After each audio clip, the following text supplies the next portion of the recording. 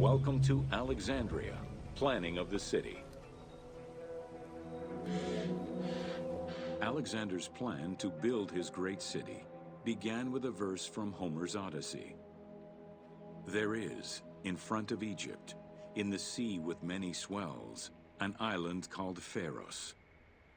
Guided by these clues, Alexander the Great founded his future city at the western end of the Nile Delta.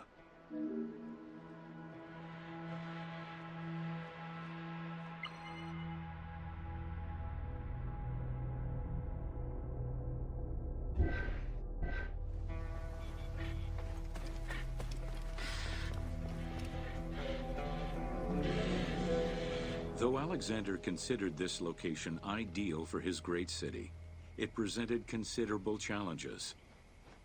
Too difficult to access during storms, the surrounding swamps threatened disease, and the limestone soil prevented the growth of healthy crops. However, due to the influence of his mentor Aristotle, Alexander the Great recognized that the true value was its strategic emplacement. Alexander knew that in controlling Pelusium to the east, Memphis to the south, and his crowning glory Alexandria to the west, he would create a triangular stronghold, allowing him to control the entire delta while giving him access to the Mediterranean.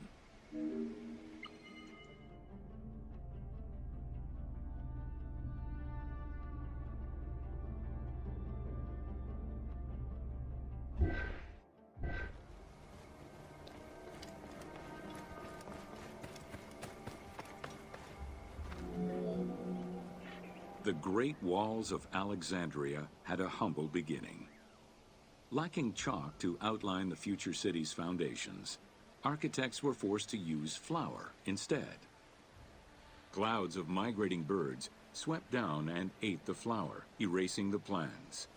This prompted Alexander to seek guidance from the oracles, who reassured him that his future city was destined to feed a large population.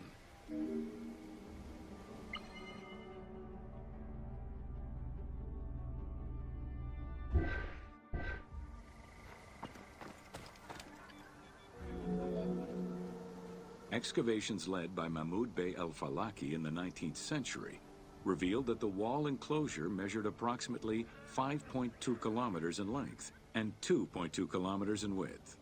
It was roughly 9 meters in height.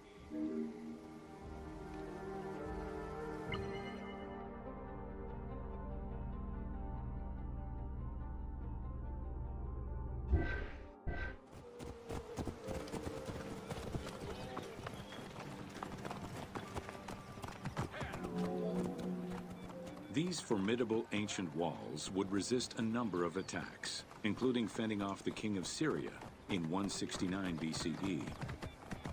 It wasn't until 295 CE that they eventually fell to Roman Emperor Diocletian, and this only after 8 months of relentless assault.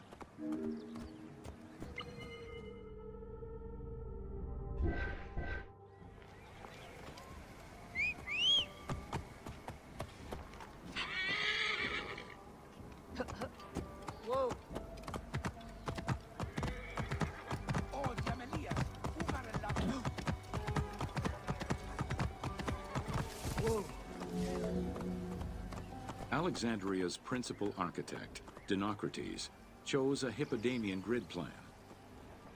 The grid maximized functionality, with wide, straight roads and canals running beneath them. Alexander recognized the military value of the city's design. The wide, parallel streets gave him optimal surveillance of the city, while allowing the unobstructed flow of troops.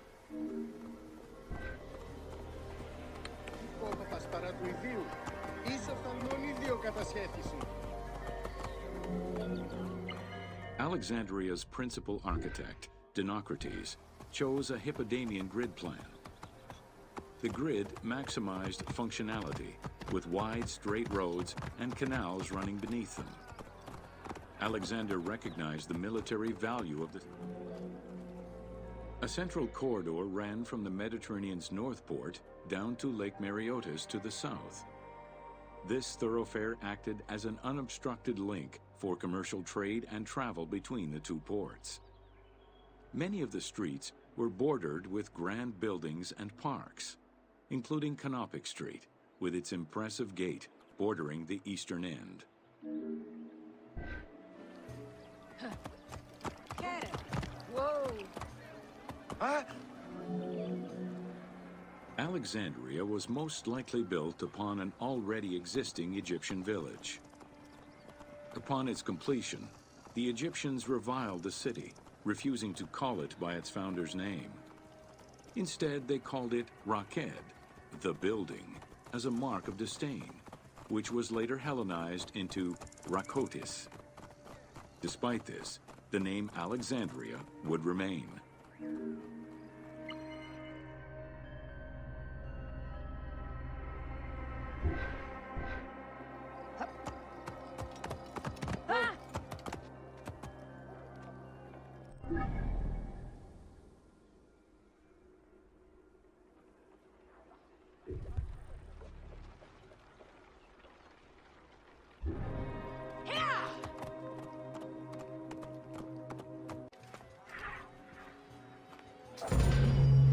Welcome to Introduction to Alexandria. After conquering Egypt in 331 BCE, Alexander the Great decided to build a new city, which, as per his habit, he named after himself. After his death, Alexandria quickly became the capital city of the Ptolemaic kingdom and the most important city of the Greek world.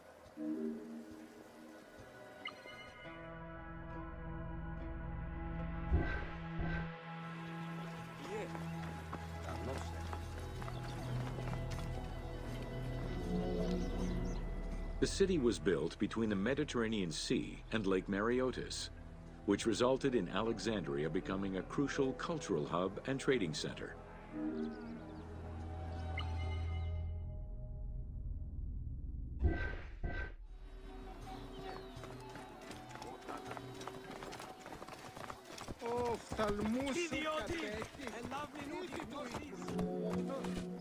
Sumptuous buildings could be seen wherever one turned their gaze. The royal palaces, the many temples, the gymnasium, lush public gardens, and large avenues.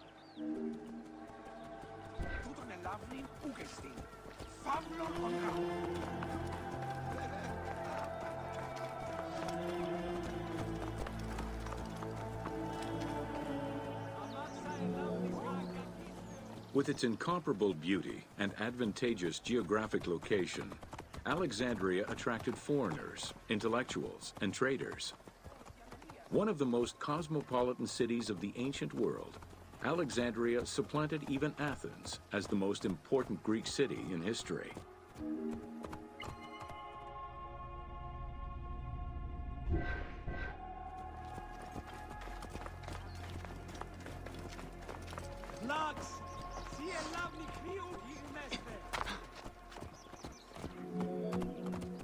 Egyptian obelisks were highly prized by Roman architects. While Roman design previously favored the use of a single monument, Egyptian obelisks tended to come in pairs and were generally located at the entrance of temples.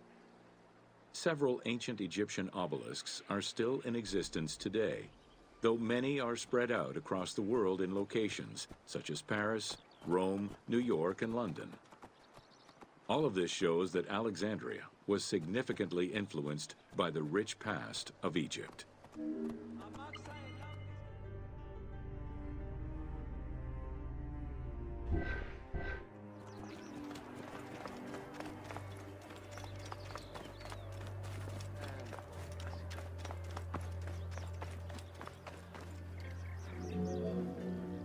Alexandria had several main streets.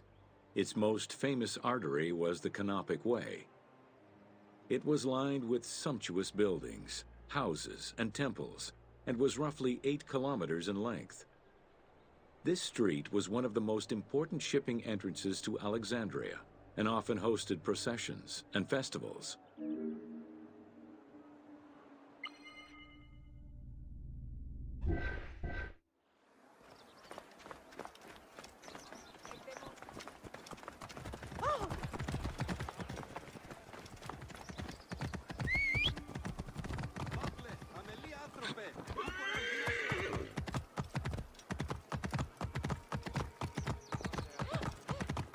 αριθμός ανθρώπων ούκ έχει πέρας. The width of the street, 30 meters, was abnormally large even by Greek standards. This is likely because the Canopic Way was made in a short span of time and based on an urban plan, as opposed to being slowly built over time, as was usual for the era.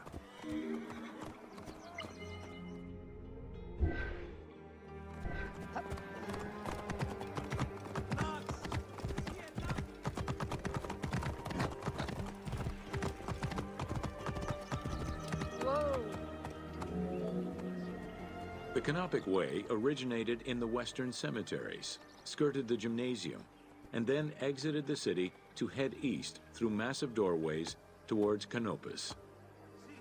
This structure was known as the Canopic Door.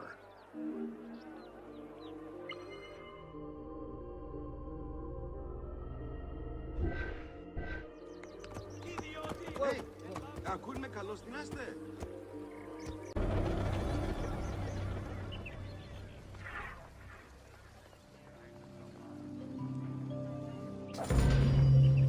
Welcome to Education in Alexandria. The education of young Alexandrians did not differ from the one generally dispensed elsewhere in ancient Greece. At the age of 7, the child was taken in charge by a tutor, who then became responsible for instilling an elementary education as well as good moral principles.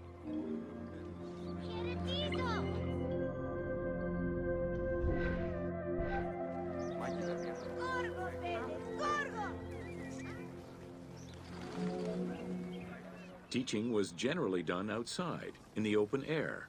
In the gymnasium, students were taught not only sports, but also topics such as rhetoric, philosophy, music, and poetry, all things deemed essential to one's education at the time.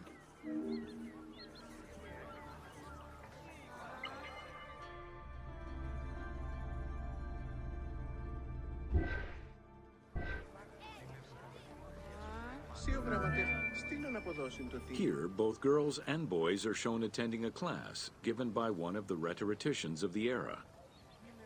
The team made the choice to show both genders attending class within the context of the game world. Even though it is historically inaccurate, the team felt it was not necessary to prioritize historical sexism over inclusive gameplay.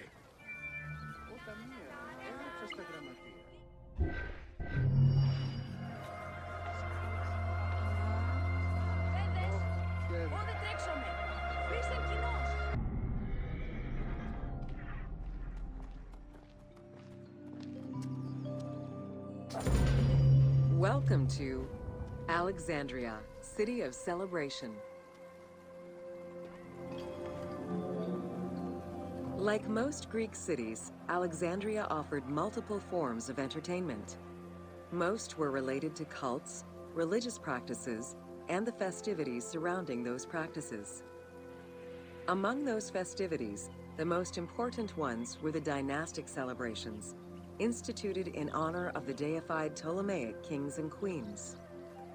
These celebrations could go on for many days and included sacrifices, offerings, processions, and public banquets.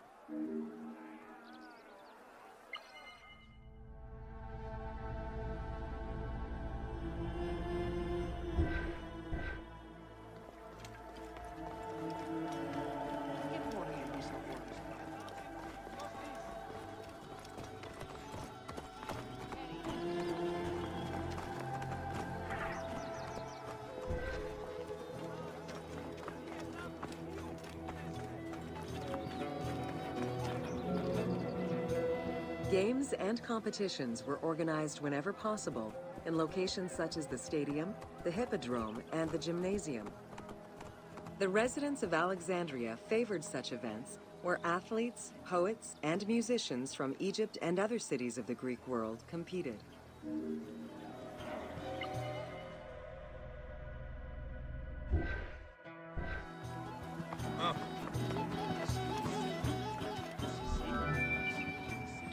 Like all good Greek cities, Alexandria had a theater. The architecture of this structure is Roman in style, This is because the team duplicated a theater from Cyrene.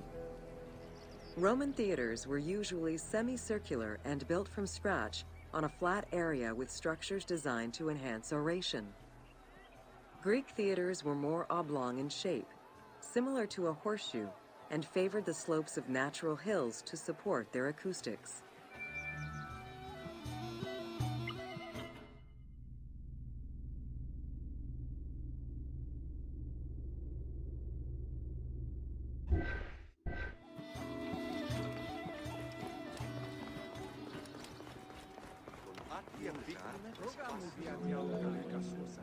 At the theater, one could witness the plays of contemporary comic and tragic authors. The play you are witnessing below is Menander's Dyskolos, more commonly known as the Grouch, a late and popular entry in the Greek comedies.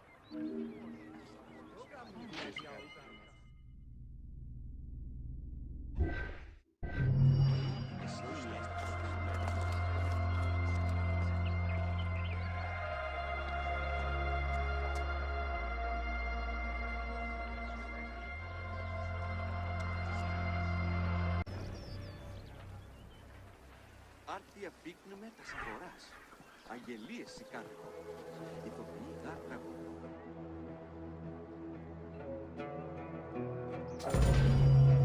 Welcome to the Great Library of Alexandria. Near the district of royal palaces and within the Moseon was the most famous library of all antiquity. The Library of Alexandria was built to house all of human knowledge. At its pinnacle, the library was believed to contain over 700,000 parchments.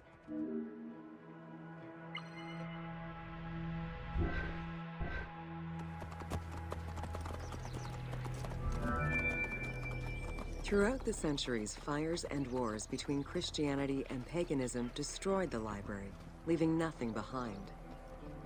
The loss of the building, and more importantly, its vast collection, is immeasurable. As no descriptions are available, the team's rendition of the Library of Alexandria was inspired by the visuals of the Library of Chalcis at Ephesus.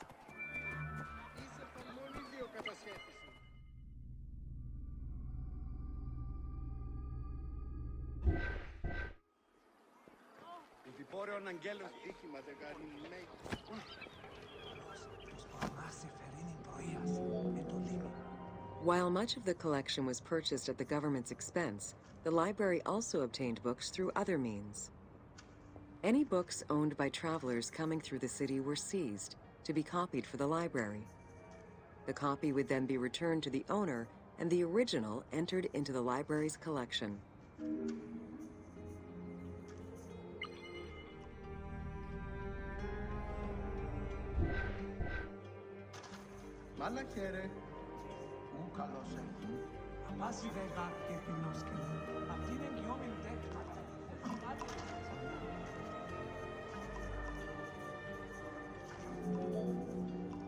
Alexandria offered unrivaled intellectual and cultural attractions. Eminent scholars from Athens, Rhodes, and other Greek centers traveled to the city to learn and engage with other free thinkers. Both the Moseon and the library were at the center of groundbreaking ideas and creative expression.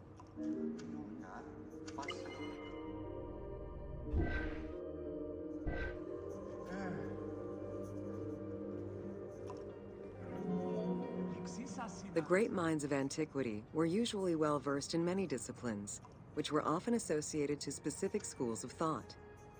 The Peripatetics, the Stoics, and the Cynics were among the most well-known schools of the time. It is clear that Alexandria lived up to its fundamental role as a city for intellectuals, nurturing many great minds whose impact reverberates through our modern world.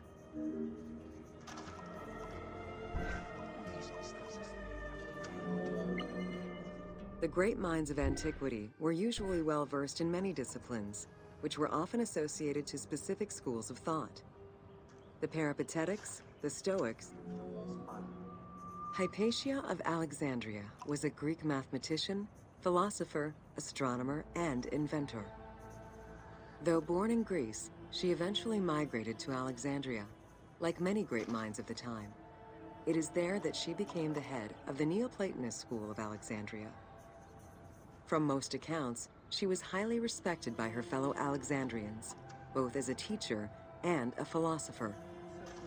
With her death, the age of great ancient scientific discoveries came to an end.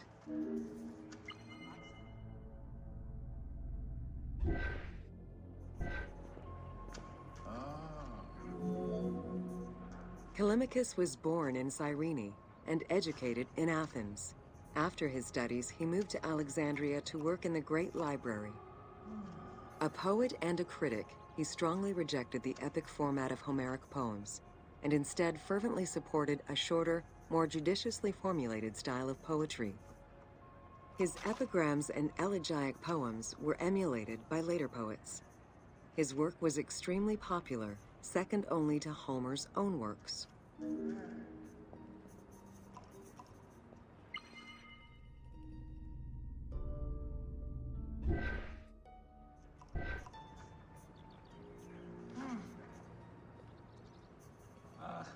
Ευτυχώς επέρασε η θύελα.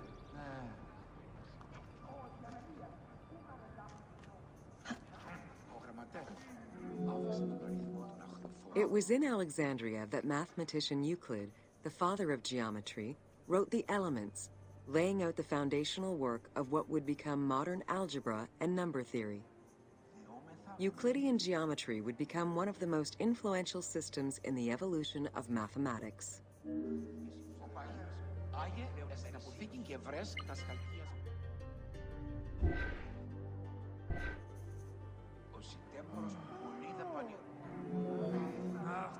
How do you calculate the circumference of the Earth? With a camel, 2 sticks, and shadows cast by the sun. This is what Eratosthenes of Cyrene described in his principal work, Geography, while he was director of the Great Library of Alexandria. He is credited for the invention of the armillary sphere around 250 BCE.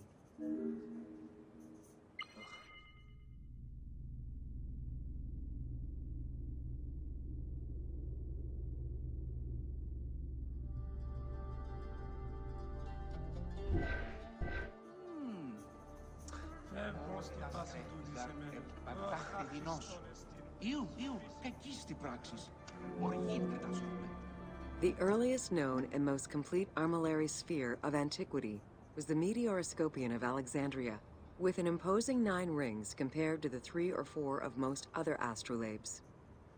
Known as the zodiac krikatoi amongst the Greeks, the Meteoroscopion was used to determine the location of celestial bodies around the Earth. Every self-respecting astronomer of antiquity would have sought to use this tool to better understand the celestial movements.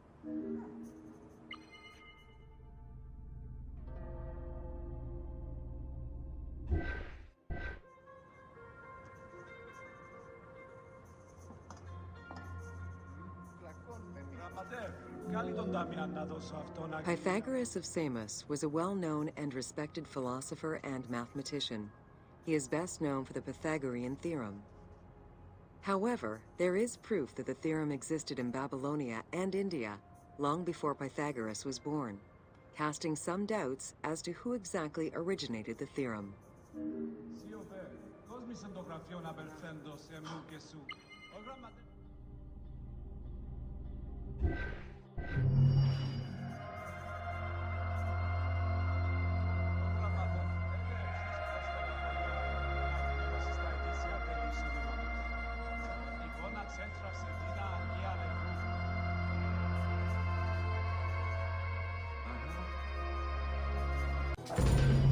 Welcome to the Panean. The Panean was a temple built in honor of the god Pan, divinity of nature. This Greek god, often represented as a half-man, half-goat, with a beard, horns, and goat's hooves, was considered the protector of shepherds and herds.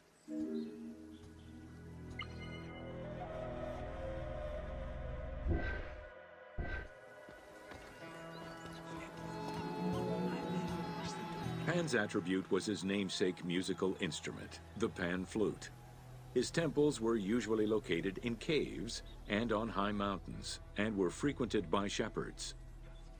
It is likely that Mediterranean cults adopted the imagery of Pan to symbolize the Christian devil.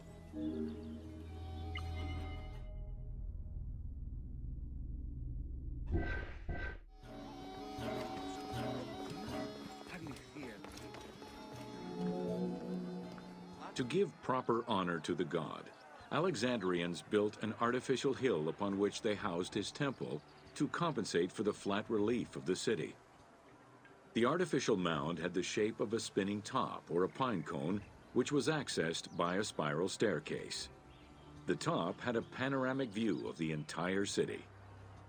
Only such heights would be fitting for a mountain god.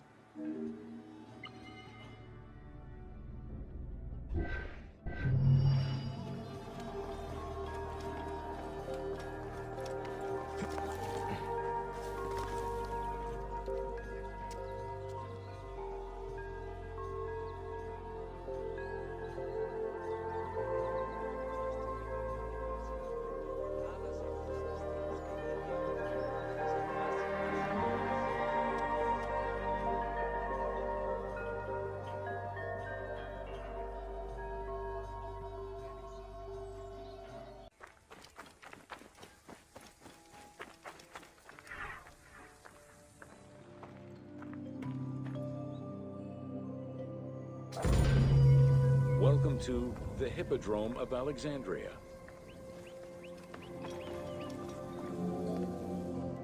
The main hippodrome of the city was called the Legeon, in honor of Lagos, the ancestor of the Ptolemies.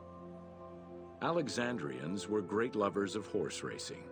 They were fascinated by the rivalry of these races, the agon, as it was said at that time, that every competition brought. It was a struggle for glory.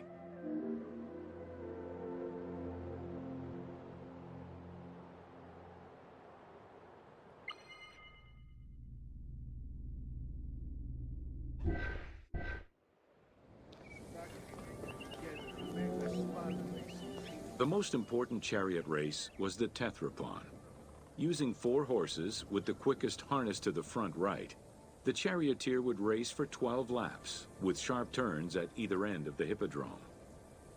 The victors were crowned with garlands of olive and received prize money, but the most sought-after reward was to be acclaimed by the works of poets, such as Callimachus and Pindar.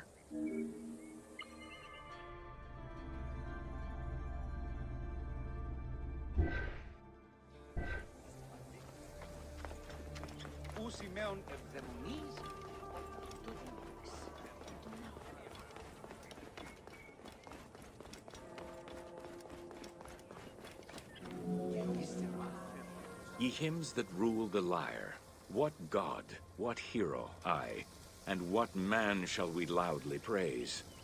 Verily Zeus is the lord of Pisa, and Heracles established the Olympic festival, while Theron must be proclaimed by reason of his victorious chariot with its 4 horses.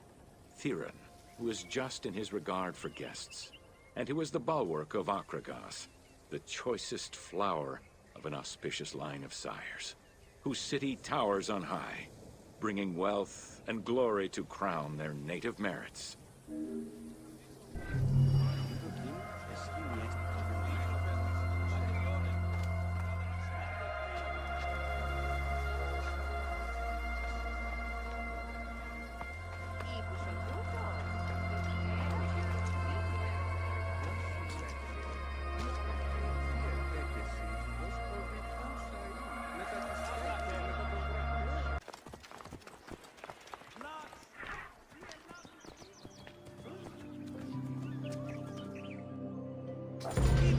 Welcome to the Moseon of Alexandria.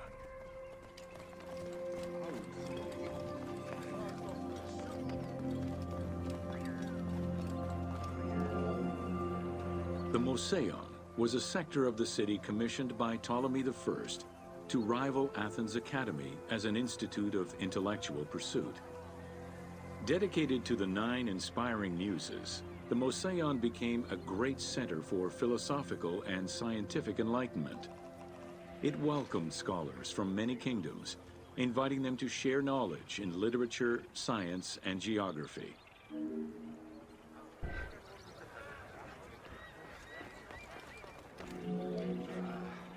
The Moseon was designed so that its buildings and grounds would accommodate free thinking, debate, and presentation. Meeting spaces and theaters surrounded a main courtyard. Expansive gardens were filled with exotic plants that aided in the study and supply of herbs and medicines. A zoo offered the study of animal behavior and physiology.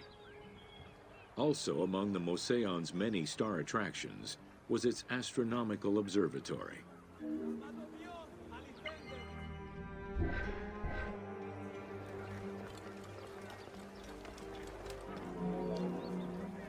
Herophilus was a physician who lived most of his life in Alexandria.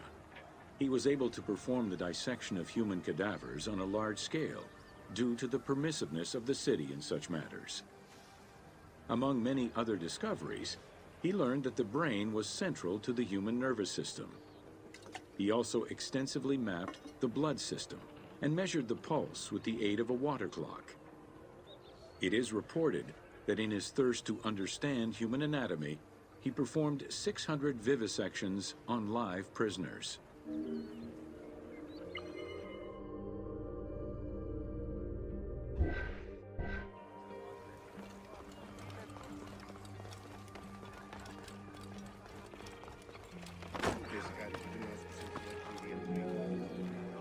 In order to be free to pursue their research, scholars were fed and housed at the Moseon at the government's expense.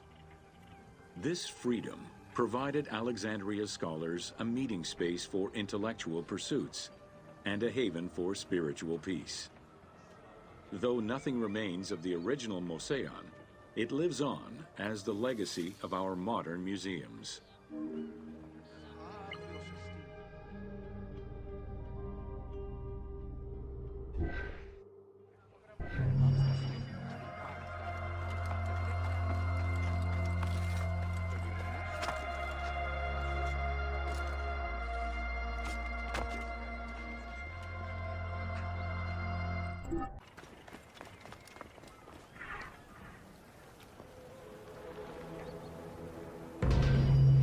Welcome to the Islands of Pharis.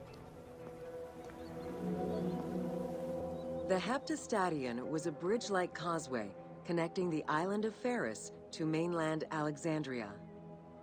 Its name is based on the Greek terms of measurement, hepta, meaning 7, and stadion, which is a measure of length of roughly 180 meters.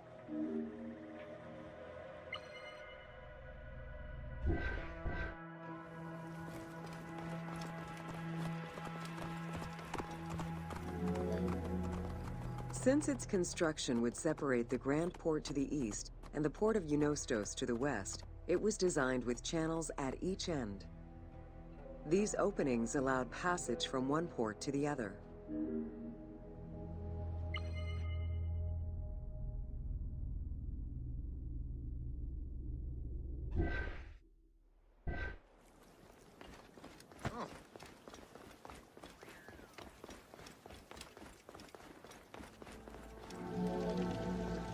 Along with creating separate harbors for the commercial and military shipping, the causeway served as a main aqueduct for the island's inhabitants. Its presence also helped protect the island and its ports from rough wind and sea currents. At the end of antiquity, the Heptastadion disappeared under layers of silt and soil, which formed an important sedimentary deposit.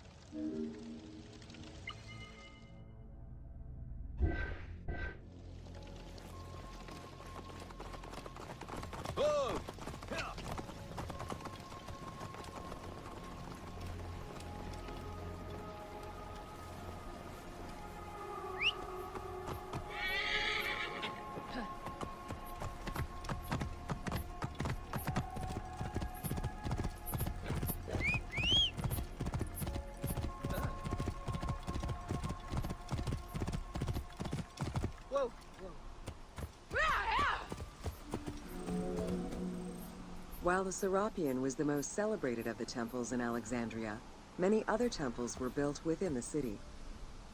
Most of these structures have been completely erased over time, and there is no way to discern how many existed. However, research of ancient papyri offer tantalizing hints as to the possible location of at least some of the temples.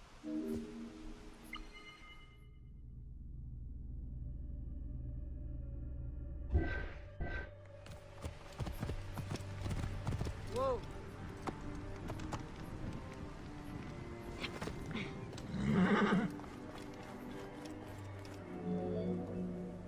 Both papyri and coins reveal evidence of many temples built for the gods.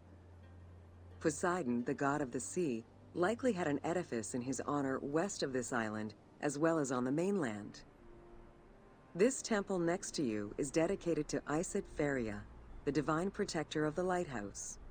This location hosted annual celebrations in the month of April, known as the Sacrum Pharia, in connection to the lighthouse. In her incarnation as Isis Fortuna, the goddess carries a rudder and a cornucopia, both symbols of good luck for navigators.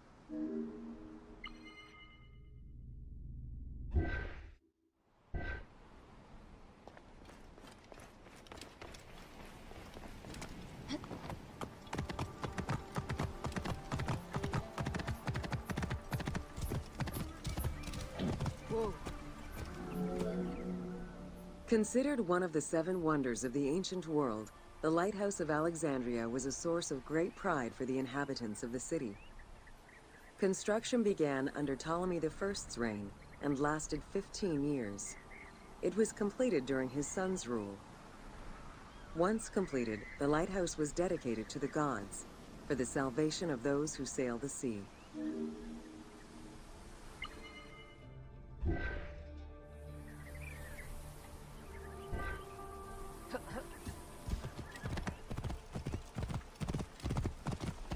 Whoa. Built on the island of Pharos, the stone structure was 3 tiers set on top of one another in a step formation. The second floor consisted of an octagonal tower, and the top floor was a cylindrical tower topped by a statue. The interior provided space for staff rooms and a ramp which allowed the transport of fuel to the upper floors.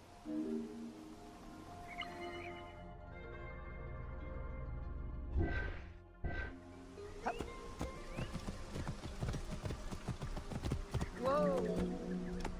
Essential to safe navigation through the rifts and shallow waters, the Pharos was a functioning lighthouse with a beam reportedly visible 50 kilometers away. It's unclear what kind of fuel was used or how much. Any other details of how the light worked remain a mystery.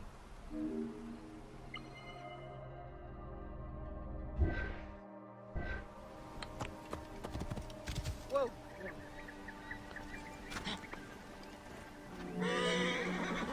For several centuries, the Pharos was one of the highest monuments ever built by man. It measured roughly 110 meters in height, compared to the Pyramid of Giza, which was around 140 meters tall. Gradually, the structure was eroded by earthquakes and then completely destroyed in 1480 CE, when a fort was built over it. Archaeological excavations on the seabed have uncovered many blocks from the ancient building.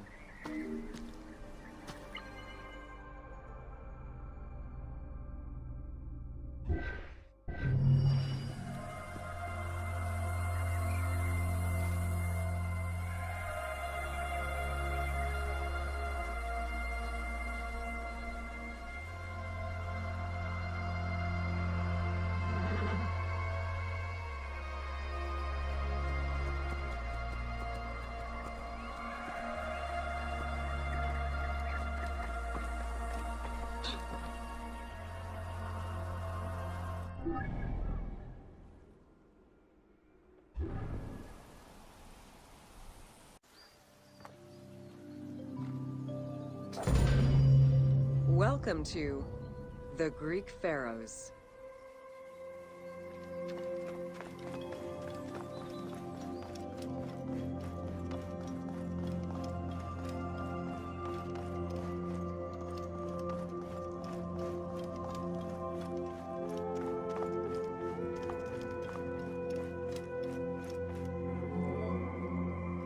pharaohs were considered divine incarnations of the gods. As an avatar of the gods living on Earth, the pharaoh's role was to preserve fundamental values and universal harmony by removing chaos, Isfet, and ensure that justice, Mot, prevailed. The pharaoh, by divine ancestry and through multiple offerings, was the bond that unites the world of men to the world of the gods and allows the maintenance of the cosmic order.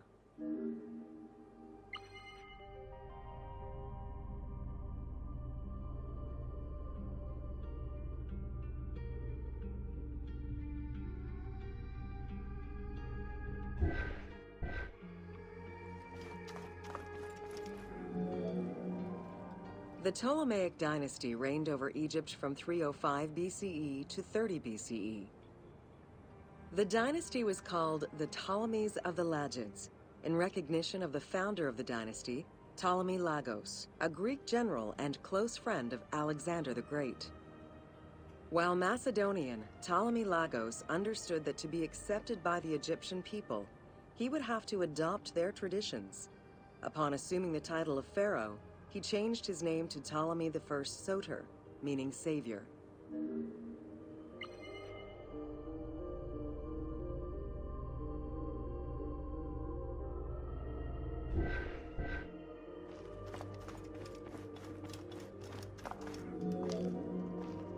Born in 356 BCE, Alexander the Great went through a hasty education in the affairs of the kingdom before integrating into the Macedonian army, where he quickly rose through the ranks. After his father's assassination in 336 BCE, which some believed was orchestrated by Alexander himself, he became king of Macedonia. Ruler of a unified kingdom and leader of a large army, Alexander set his sights on conquest. Eager to reclaim the Greek cities of Asia Minor, he took on the Persian forces, earning victory after victory.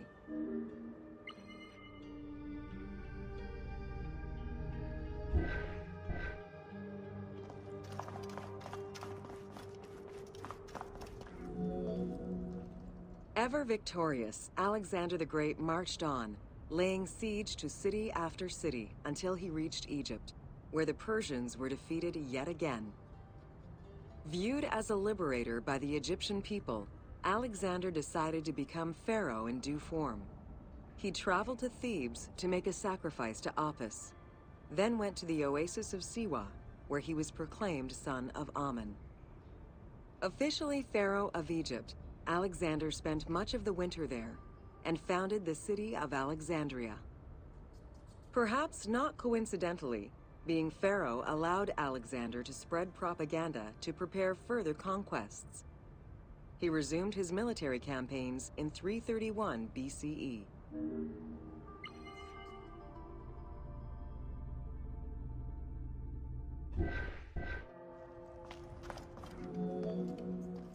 On his deathbed in 323 BCE, Alexander the Great gifted the satrapy of Egypt to Ptolemy Lagos. Perfectly aware of the value of Egypt, Ptolemy ensured not only the stability of the country's borders, but also its economic and military development. At the same time, he worked with the Egyptian elite to maintain the internal order of the country. By 305 BCE, Ptolemy, well respected both in Egypt and in the Mediterranean, was at the head of the largest fleet of the Hellenistic world. Ptolemy officially took the title of Pharaoh of Egypt in January 304 BCE, on the anniversary of Alexander the Great's death.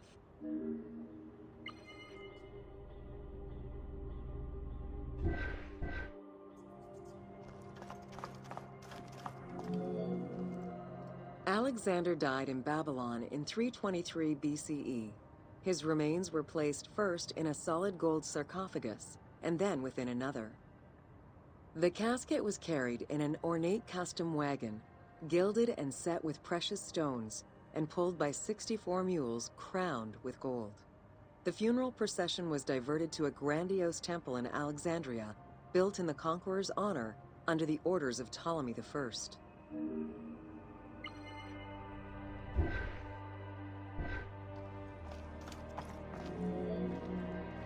Julius Caesar visited Alexander's tomb at the capture of Alexandria, and the Roman Emperor Augustus reportedly placed flowers there.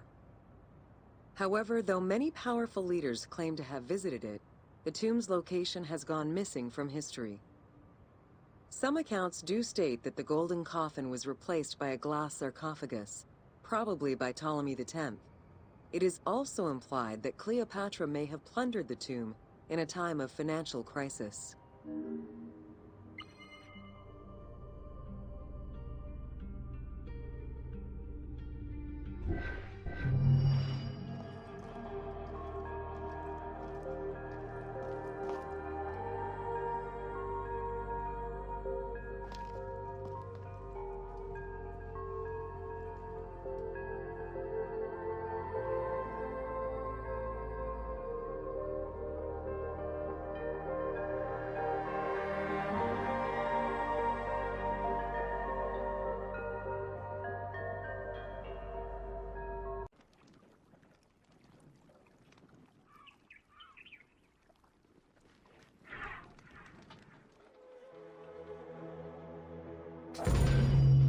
Welcome to Cleopatra, Queen of Egypt.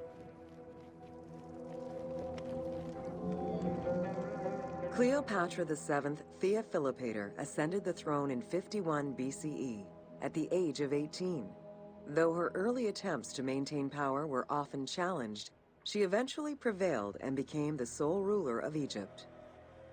According to Plutarch, she was the only Ptolemaic pharaoh to speak the Egyptian language. Her intelligence, coupled with a good education and a great political mind, allowed her to make the alliances necessary to maintain the independence of Egypt while Rome was becoming a Mediterranean empire.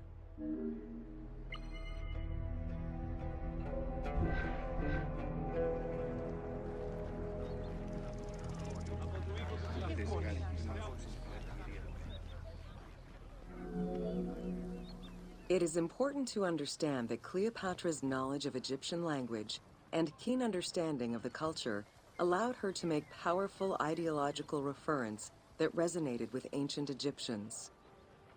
By associating herself with the goddess Isis, the divine mother, great of magic, and repository of divine essence, Cleopatra firmly established herself as the protector of the two lands and legitimized her place on the throne.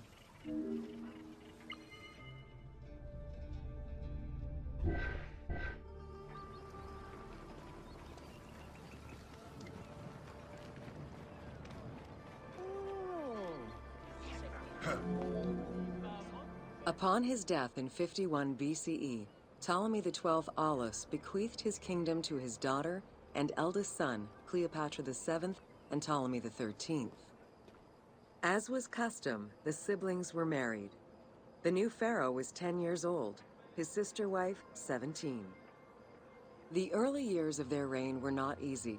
Between 50 and 48 BCE, droughts and floods aggravated Egypt's problems. General Achilles and the royal advisor Pothinos kept intervening in the young ruler's political decisions, and eventually colluded to turn Ptolemy XIII against Cleopatra. By 48 BCE, Cleopatra was in exile.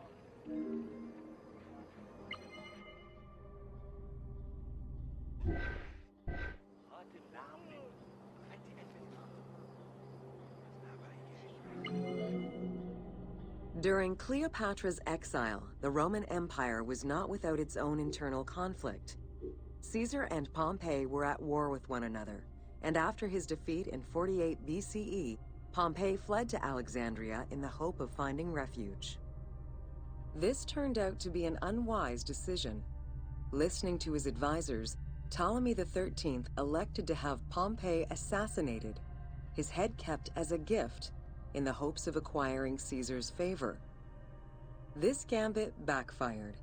Instead of earning approval, the murder of a Roman greatly angered Caesar.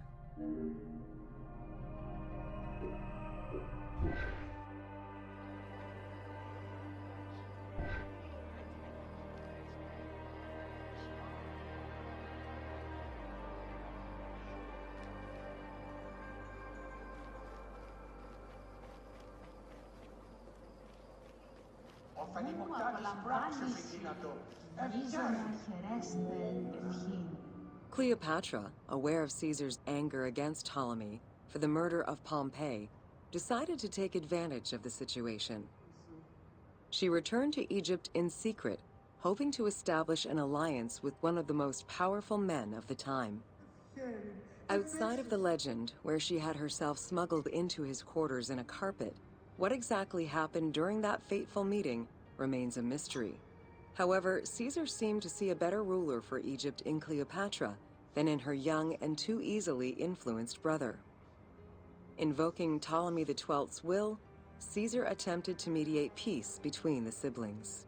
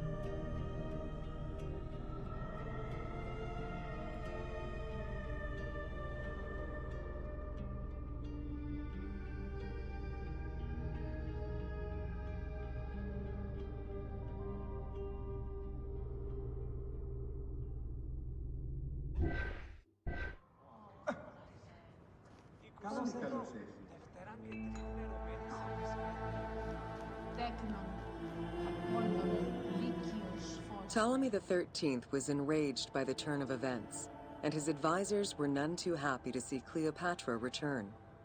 Urged on by General Achillas and Pothinos, the young pharaoh plotted against Caesar and Cleopatra, resulting in the siege of Alexandria in 47 BCE. It was in March 47 BCE that Caesar defeated Ptolemy XIII's forces. The young pharaoh drowned in the Nile after having fled the battlefield.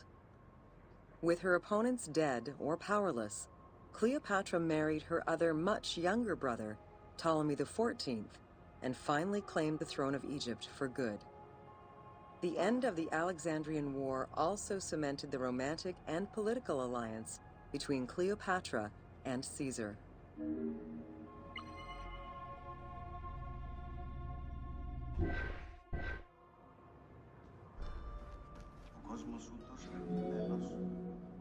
In June of 47 BCE, Cleopatra gave birth to a son, whom she called Caesarion. Caesar did not accept the boy as his heir, choosing instead his nephew Octavian. Nonetheless, on his return to Rome, Caesar invited the queen and her brother husband to stay in the city. Her presence still drew much disapproval from the Senate. Always a strategist, Caesar left 4 legions in Egypt, and a man he trusted to direct Egyptian affairs, giving him control of the wheat supplies essential to Rome. Cleopatra and her entourage remained in Rome until March 44 BCE, when Caesar was murdered.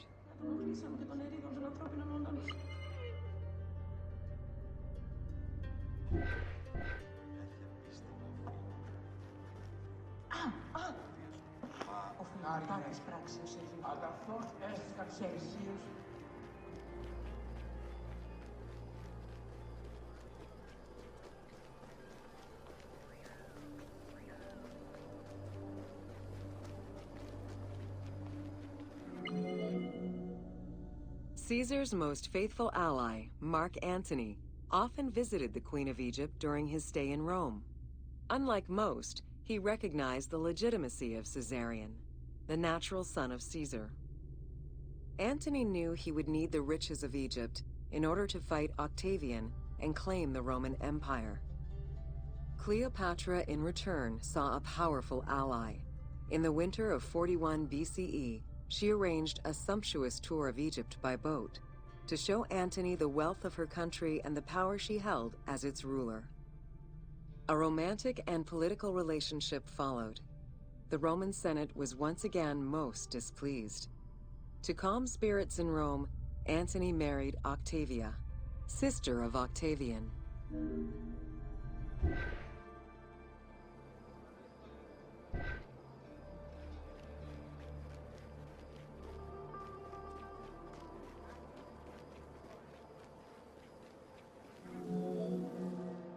Despite his marriage to Octavia, Antony remained Cleopatra's lover, and she gave birth to their children.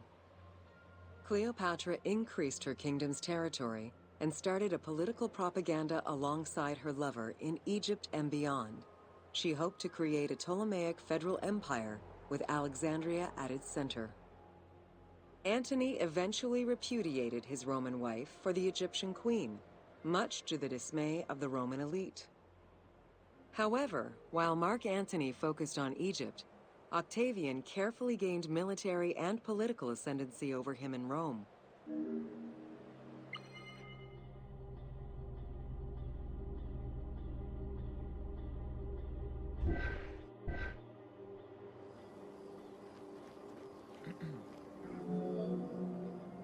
Octavian managed his own propaganda campaign and succeeded.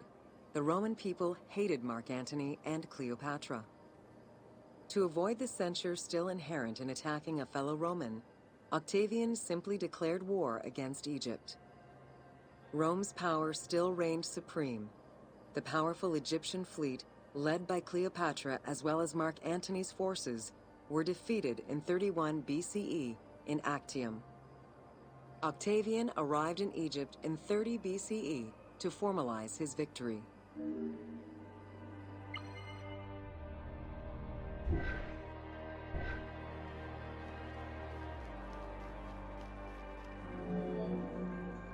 The following events remain difficult to confirm due to the many versions and legends around them. It is believed that after hearing a rumor about Cleopatra's suicide, Mark Antony committed suicide himself. He was brought to the queen as he slowly passed away. Knowing that Octavian would have her chained and paraded through Rome in defeat, Cleopatra planned her own suicide. She most likely killed herself with arsenic, though admittedly, the version where she uses an asp to deliver a fatal bite may be considered more dramatic. What happened to the body of Cleopatra is still a mystery.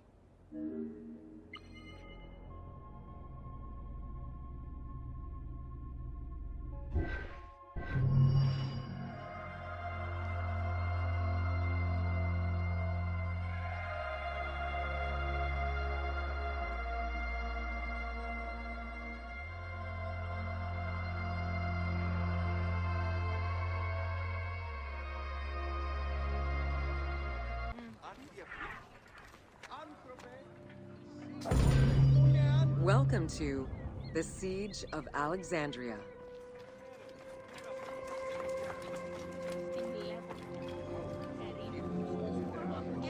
Among the collection of writings attributed to Julius Caesar are his descriptions of the Siege of Alexandria, the Gallic Wars, and the commentaries on the Civil War. These archives contain information on different campaigns, the wars of Alexandria, Africa, and Spain. Each of them recounts Caesar's military activity from 58 BCE to 45 BCE. Though Caesar's documents remain a main source of information, it's important to note that the perspective is limited. It is necessary for other historical documents to be taken into consideration to provide a better understanding of events.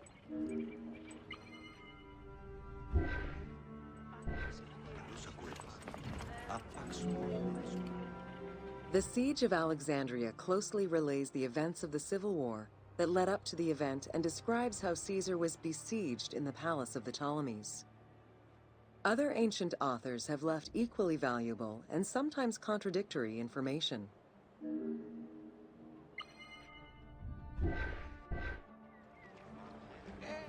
Το γεγονός συγκλεί.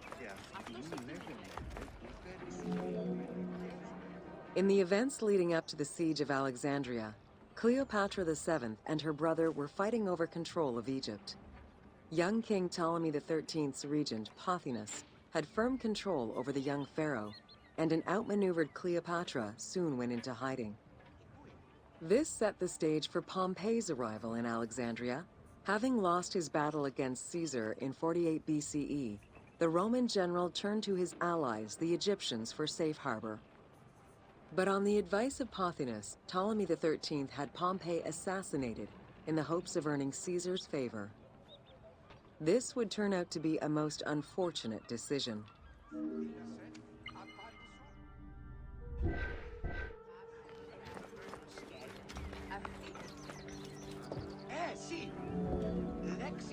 Upon his arrival in Alexandria, Caesar was presented with Pompey's head.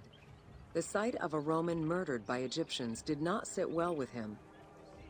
Caesar made his displeasure clear, ordering the return of Cleopatra, and for the siblings to resolve their differences and resume their co-rule of Egypt, as per the will of their father.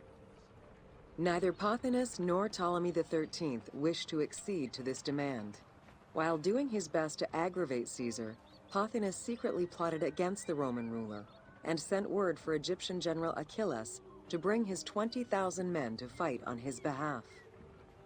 While Pothinus plotted against Caesar, Cleopatra made a bold move.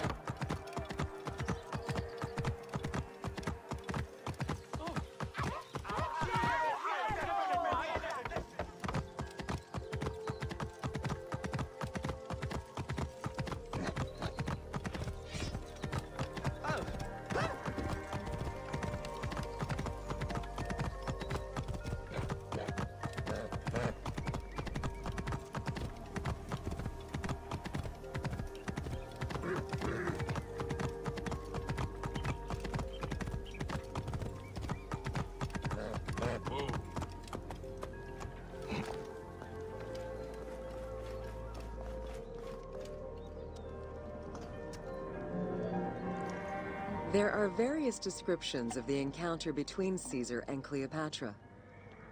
One report states that she snuck into the palace alone at night. Another account claims she was accompanied by an ally and was brought inside the palace wrapped in a carpet bag. Though exactly what happened at this fateful meeting is up for debate, what is known is that Cleopatra met with Caesar and earned his approval. Pothinus and Ptolemy XIII were most vexed with this turn of events.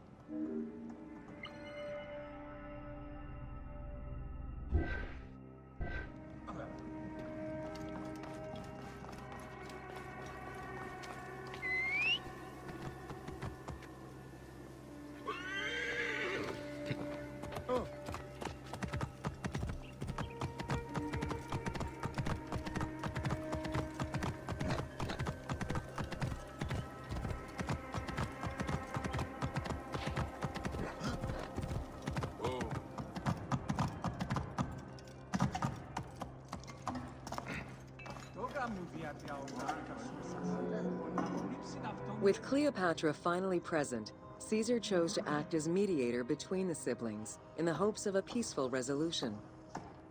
It did not take long for things to sour. During a banquet given to celebrate the reconciliation, there was an assassination attempt on Caesar.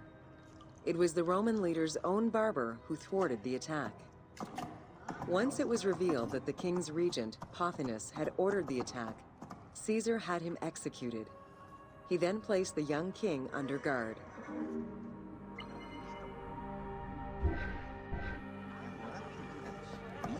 Αγγελίες οι κατέρχοντες.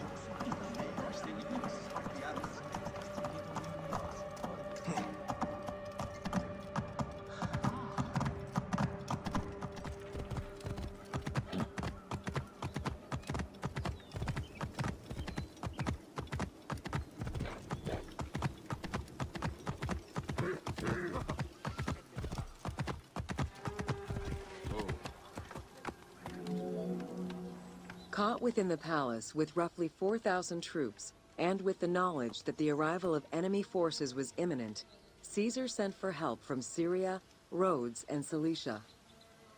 He ordered his men to dig a ditch around the palace and build a wall leading to the harbor. This would ensure Caesar's access to the sea. When Egyptian General Achilles arrived in the city with 20,000 men, the battle for Alexandria began.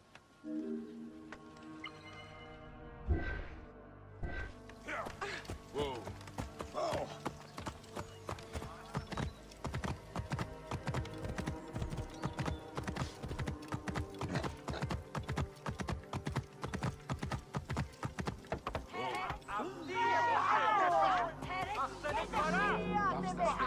With so few men at his disposal, Caesar could not risk a battle just yet.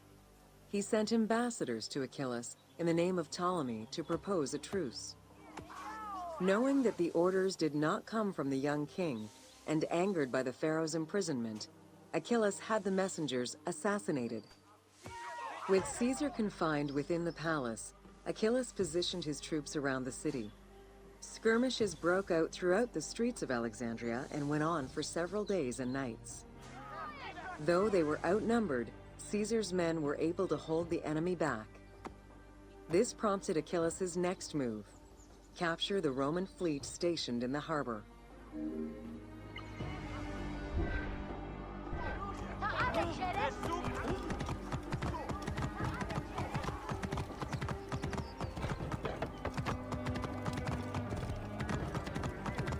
Ήσασταν μόνοι δύο κατά σχέση.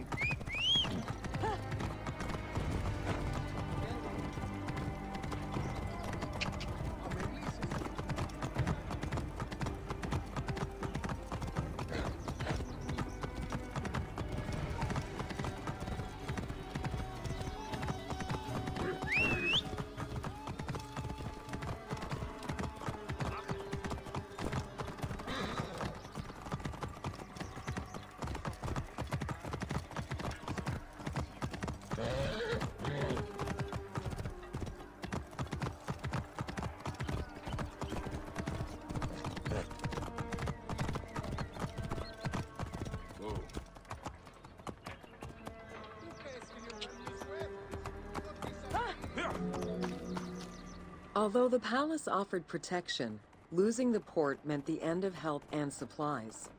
Caesar knew he had to protect the fleet. While he and his troops succeeded in regaining control of the port, he knew it would be impossible to sustain. Caesar ordered the burning of the ships. With passage back to the palace closed off, he headed for the lighthouse of Alexandria.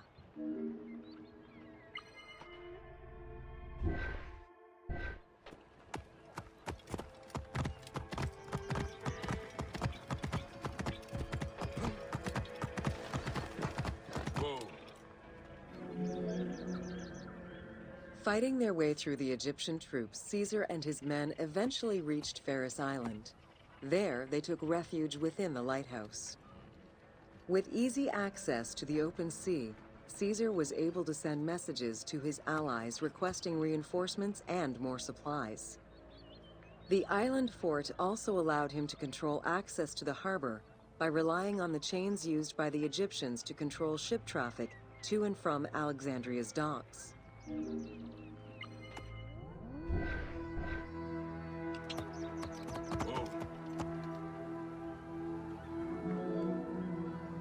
The exact chronology of events during the war in Alexandria remain imprecise. Conflicting accounts raise questions as to when, and even if, the Great Library of Alexandria was burned down at all. One account states that during the fighting, Docks and warehouses were burned, and this was the fire that spread to the library. In another account, when Achilles cut off the harbor, Caesar had to leave the safety of the palace to defend his ships. As the enemies battled across the port, their arsenals set ships ablaze, and this destruction spread to the library.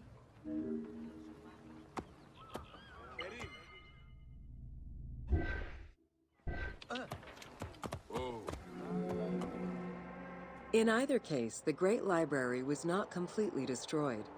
Experts point out that its location was too far from the harbor, and much later texts refer to the Great Library as being intact. Warehouses near the harbor contained manuscript copies awaiting export, and it is more likely that these documents were destroyed than the Great Library itself.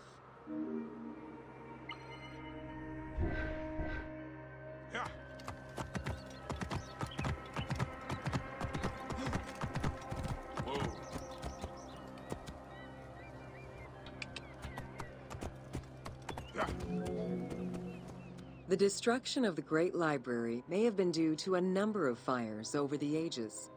Its end was probably closer to the 4th century CE, when the Christian Emperor Theodosius I ordered the closure of all pagan temples. While some documents survived after being moved away, it remains unclear just what knowledge may have been lost.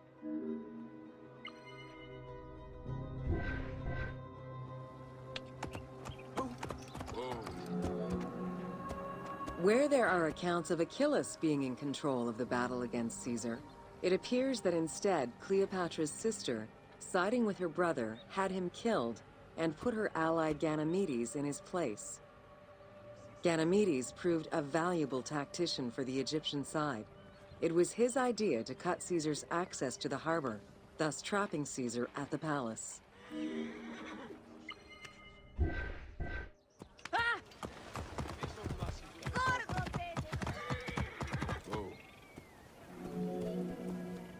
During the time of Ptolemy I, canals had been dug throughout Alexandria to provide fresh water. Ganymedes had his men take control of these canals. After isolating their own water supply, he had his men pour salt water into the canals and cisterns that led to Caesar's camp.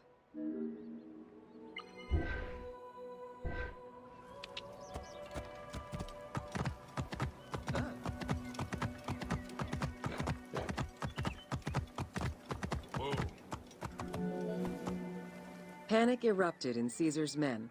They wouldn't last long without fresh water. Recognizing that the porous limestone could help them, Caesar and his men dug wells to restore their water supply.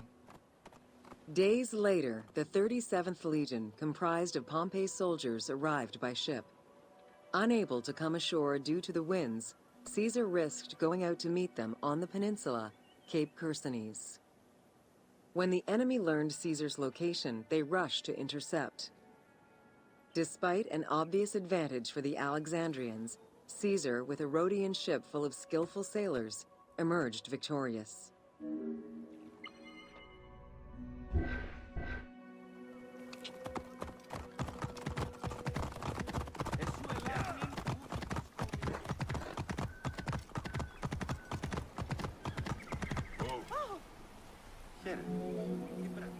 With help from the Allied ships, Caesar's victory enabled him to push the Egyptians back and secure the lighthouse.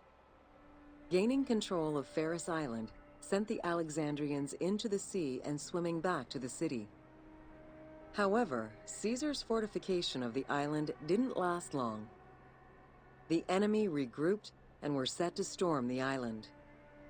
Panic-stricken, in spite of Caesar's encouragement, many of his men then fled their posts, either by ship or jumping into the sea.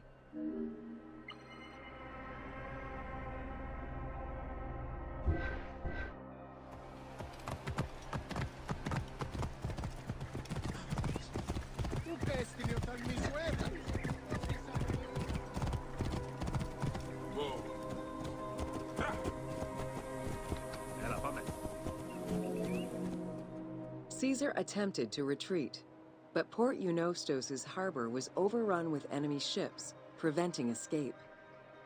Reportedly, Caesar gathered his papers and leapt overboard in an attempt to swim to an Allied ship farther out.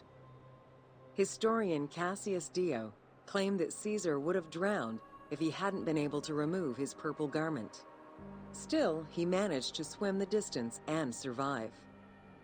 The Alexandrians recovered the cloak and used it as a trophy to commemorate the Roman debacle.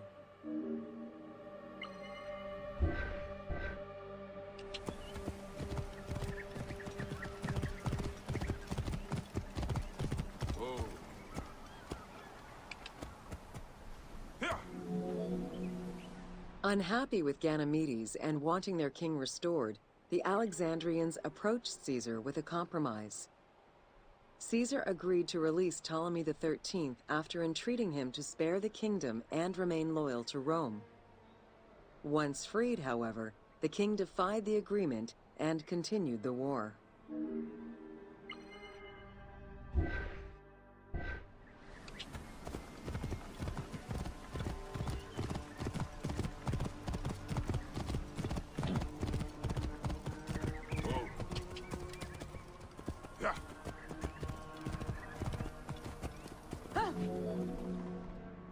By this time, a faithful ally of Caesar's, Mithridates, arrived in Egypt, clashing with Ptolemy's troops at Pelusium.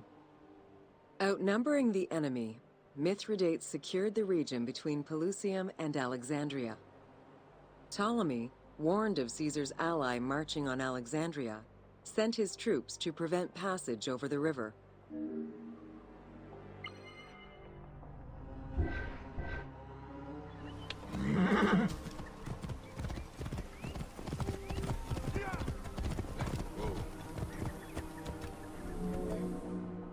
Mithridates warned Caesar in time, and the two groups confronted the armies of Ptolemy in the Delta.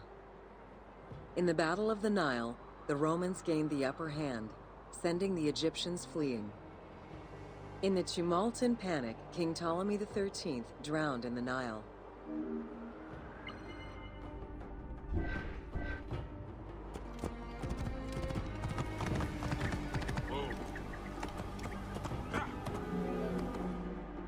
After the siege ended, Cleopatra VII married her younger brother, Ptolemy XIV, enabling her to reign over Egypt until 30 BCE.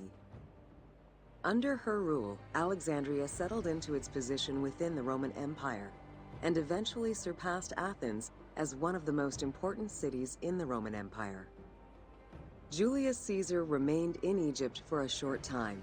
He and Cleopatra would later have a son named Caesarion.